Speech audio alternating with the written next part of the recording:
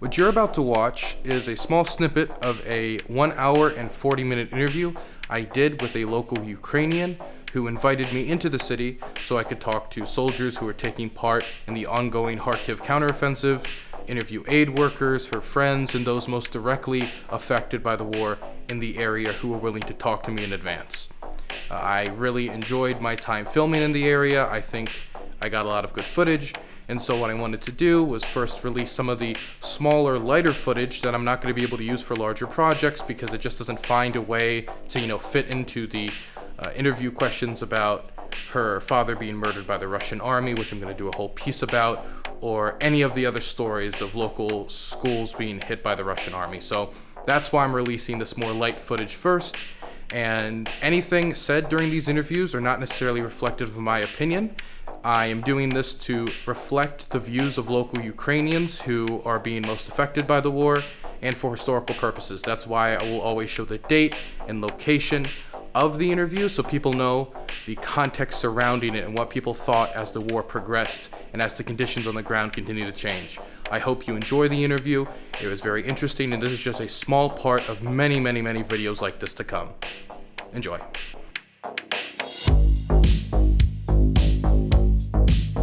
So there's a lot of allegations about the Revolution of Dignity, what happened in 2014, being a CIA coup, or like the Americans did it, Jesus. And this was some revolution, or like there was American government officials like organizing this.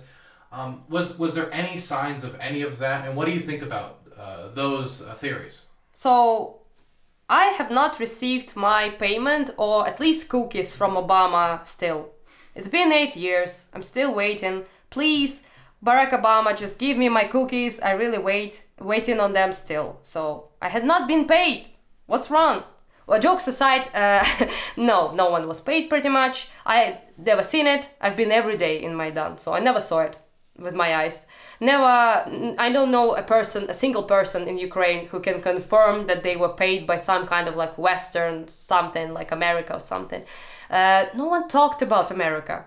People think in America like this is why like we wanted like be a United States, part of United States. Nobody talked about America at all. No one cared.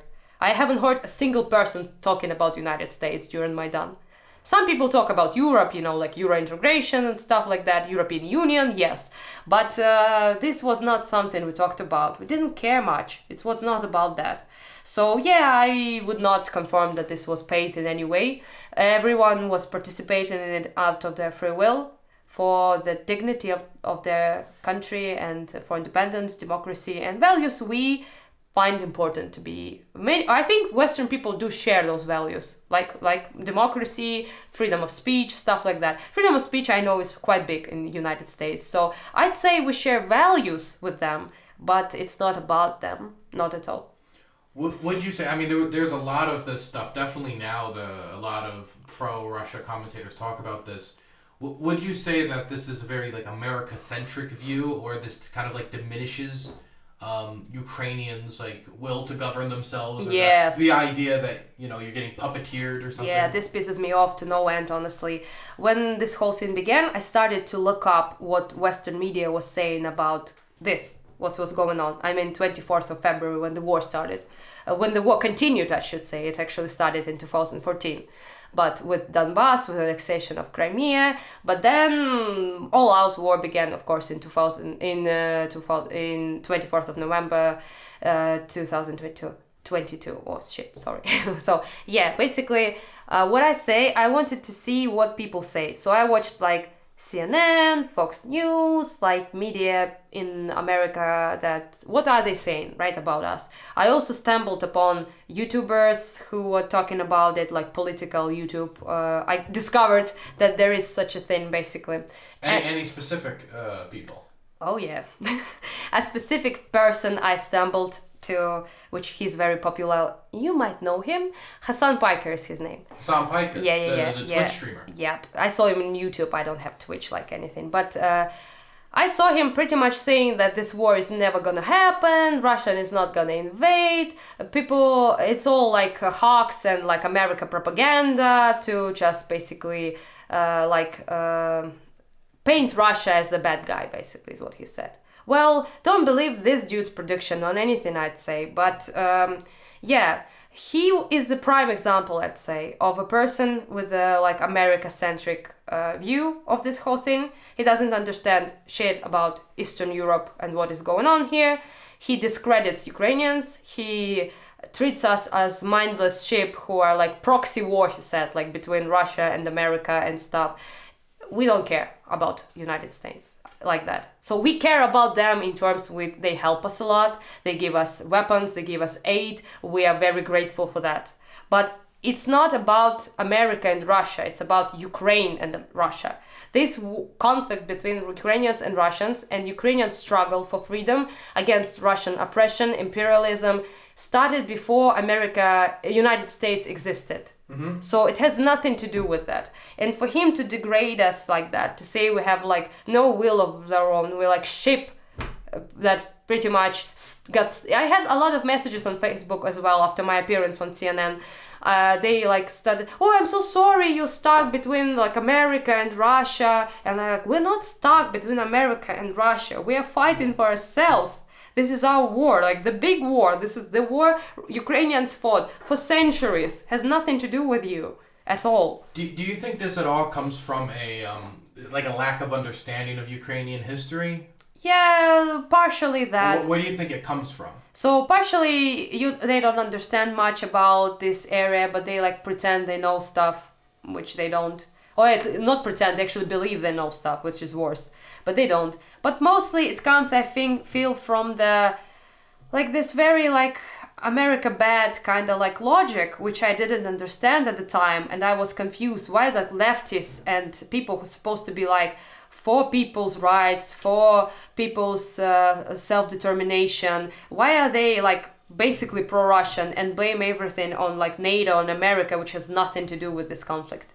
And I was confused about that for a while, but then I saw a person on YouTube who explained it perfectly well, who is Destiny is his like name on YouTube. Mm-hmm. He basically explained that these people, they are like people in America who thinks like America is great in everything. It's like the greatest place. Everyone shits like rainbows and butterflies, and America done nothing wrong basically. But the opposite side of them are like America did everything wrong. So there is no single like policy America ever done that is good. Everything they do is bad. This is like empire of evil. But there is a huge similarity between these two. You would think that people who hate America would like not think that everything revolves around America, but they both groups think he said that everything revolves around America. So basically America is like exceptionally good or exceptionally bad, but still exceptional, you know. So this is what it comes through from, I think. They just want to see their country like this empire of evil involved in like everything that has nothing to do with them. So they cannot even comprehend that some conflicts, some wars, some fights has nothing to do with them. And Europe is old. It's old. We have so much grievances against each other here that has nothing to do with New World, basically, is what I'm saying.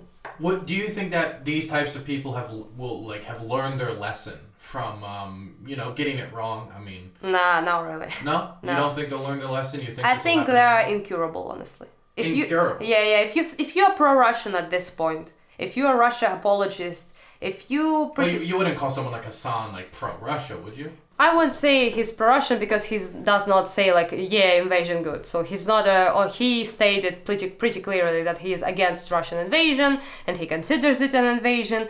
So no, not pro-Russian. But his language, the language he uses, the words he uses are allowed to pretty much shift the blame to America for that. So basically he said like it's all NATO fault, America fault, if not NATO expansion this would not be happening. So Ukrainians are like poor sheep stuck in the middle of the conflict basically.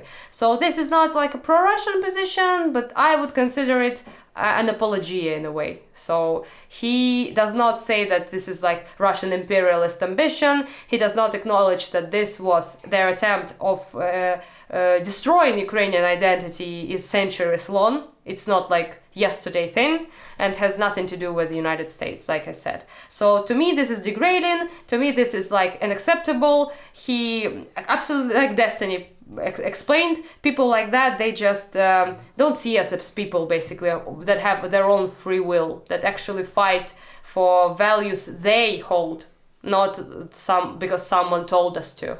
So yeah, it's not that America said like fight this war, or Zelensky said fight this war. We are fighting this war because we want to be free finally from Russia, and it has been our dream for centuries. A lot of people talk about NATO expansion.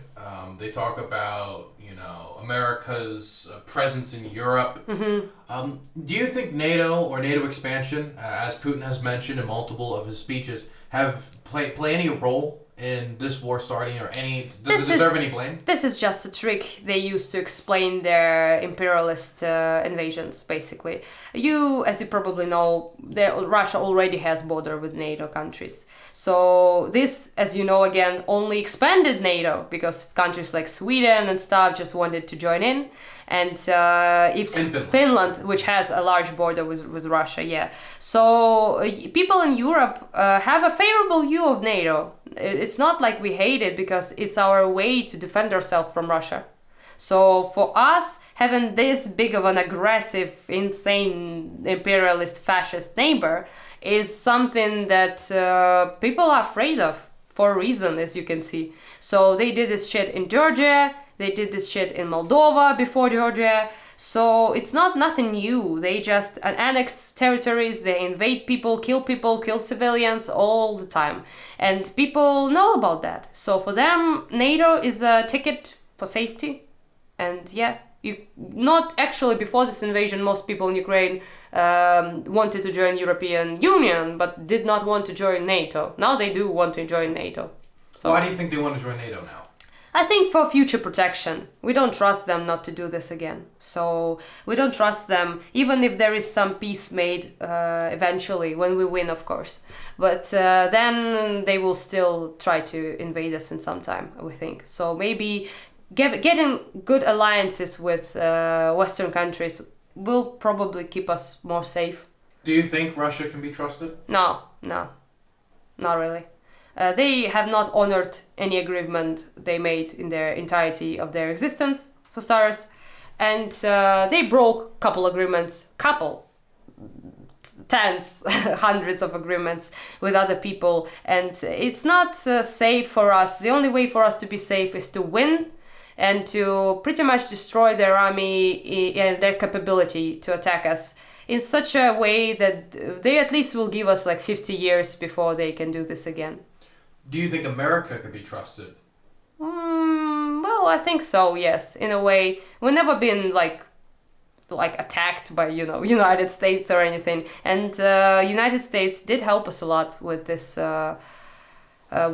like defending of our country. They gave us quite a lot of aid, both military and humanitarian aid, and their support meant a lot for people. As you saw yourself, people would like thank you for being an American basically and helping us out. So yeah, we much more favorable view of United States than I'd say we did before this war actually. So do you think America is supporting Ukraine out of ideological reasons, out of humanitarian reasons, or out of selfish reasons of trying to undermine a geopolitical foe? Or do you think it's a combination of these? Combination. I think then obviously not saints, so they have like their geopolitical goals, which is allies with our goal is to destroy Russian government, is to destroy Putin's regime.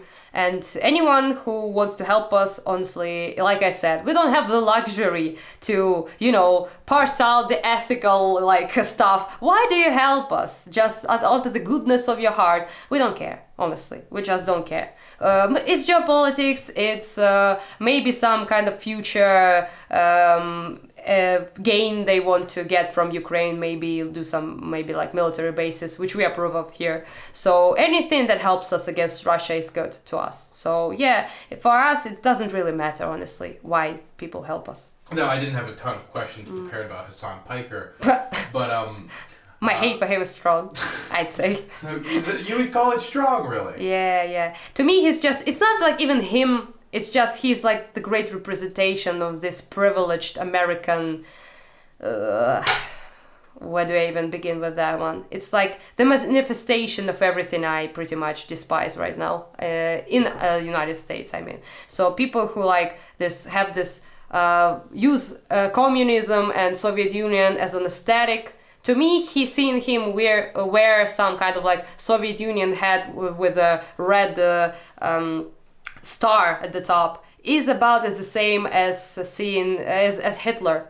As praising Hitler. You know, a lot of people would say that's pretty extreme. It's not extreme, because communism and Soviet Union, which they say it was not communism, but they always say that every country is not a communist country, not my communist utopia, but this regime killed millions of people, Ukrainians as well, Armenians, Georgians, whatever the fuck. So for me to see that hat being worn as an aesthetic flex is the same as wearing an SS uniform. The same, honestly.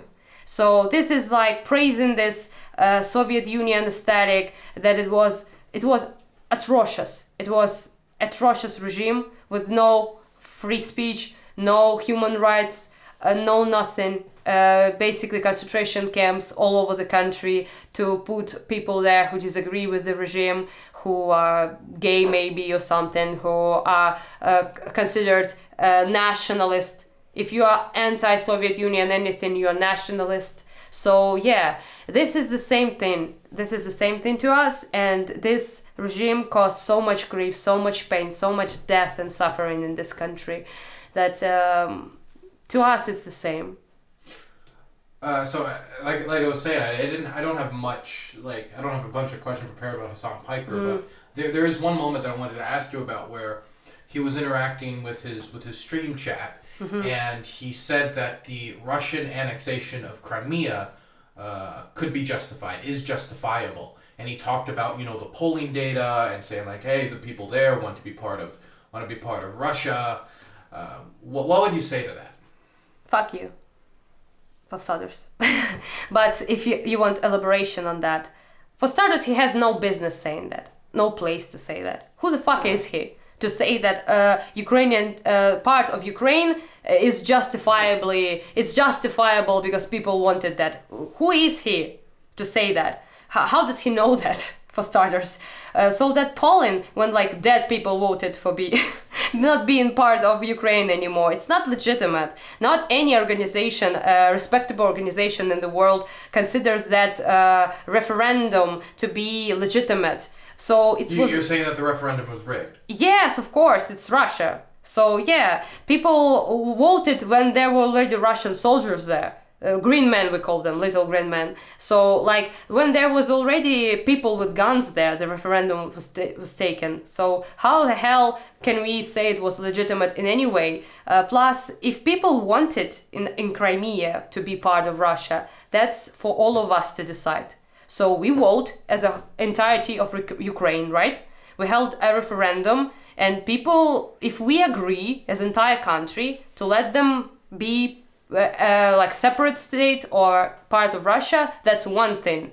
To come with guns, take it with force, another country, and then take a referendum of some sort under guns, basically. There's no legitimacy to that whatsoever.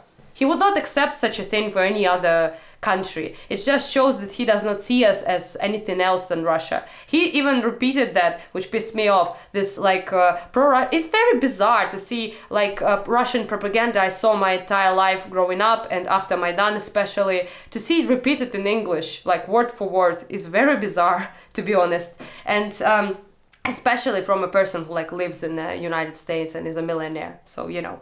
So basically what I was saying about that is that it was not legitimate in any way for starters, because it was already under guns, Russia were already there. And to say that he would not accept that. He himself said that Ukraine is basically Russia. So we speak Russian here. I speak, by the way. I spoke Russian in my entire life and still do.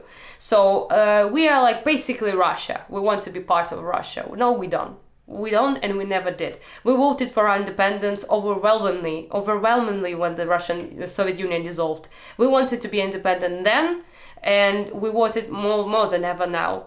So it's not true, simply not true. And for him to say that we are like Ukraine, which our names come from like Russian word, which is like outskirts of Russian Empire, basically, is what he said, if I remember it correctly.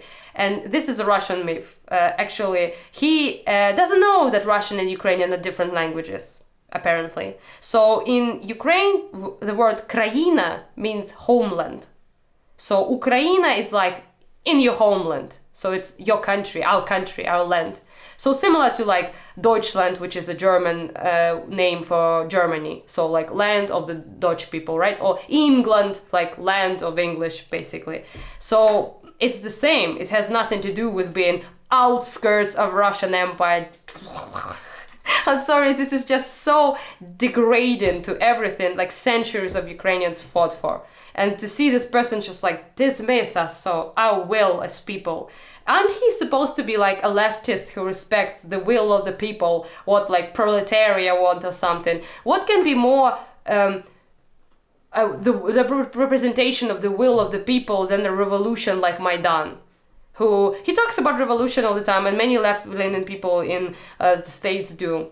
But this was it. This was the revolution. People took everything in their hands, and they removed the tyrant they did not want to see anymore. He did talk about when talking about Maidan, like a call between U.S. officials, like a call between one U.S. official and another U.S. official about, Poroshenko's their guy, and like the idea that maybe the United States was trying to move to put Poroshenko in power. If it was, what else? We voted for him. I voted for him. Everyone voted for him. So yeah, after what happened, even if there is, of course there is, every influence of every country is everywhere in some degree, but he did not say like how much influence there was in Yanukovych. He was a Russian puppet. He like did everything that Russian government wanted him to do. He was about to turn us into a Belarus, which is no longer even a country, to be fair. They like entirely depend on everything Russia does. So the language is destroyed.